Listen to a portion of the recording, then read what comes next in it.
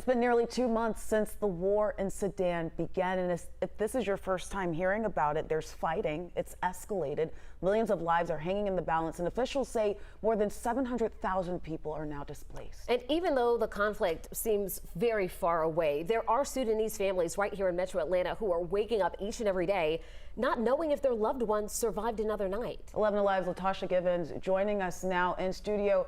So, Latasha, these families' lives were changed in an instant. That's right, Faith. One of the Atlanta families we spoke with has relatives who went from being prominent doctors, attorneys, and engineers to being homeless overnight, trying to flee Sudan with their 11-month-old baby.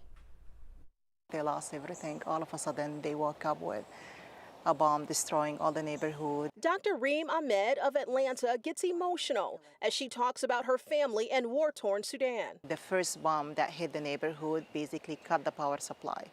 So no power, no food. For 9 days, they weren't able to leave the house because of the major safety risk. Non-stop fighting, killing, dead bodies in the street. The recent conflict started around April 15th as the power struggle between two opposing generals escalated to violence. The civilians, their houses were taken. They were forced to leave houses. Otherwise, they will be shot and killed. When they did decide to leave their homes in Sudan's capital of Khartoum, there was no guarantee they would make it to the border alive. The consulates closed, the embassies closed.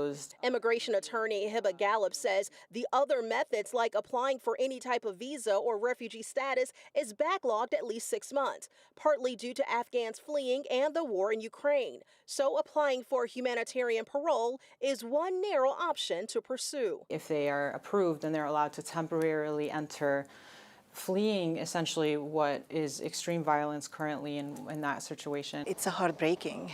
I try my best to serve, but at the same time, I feel like my hands are tied. Dr. Ahmed saves lives every day, but says her hands are tied when it comes to her own family. I want them to know that my heart is there with them. I'm doing everything I can to support them. Attorney Gallup says it's important to note one requirement for seeking humanitarian parole to enter the U.S. is the family that is applying from America has to prove they can financially support the relatives they would be receiving. Such an important story, Latasha. Thank you so much for bringing that to us.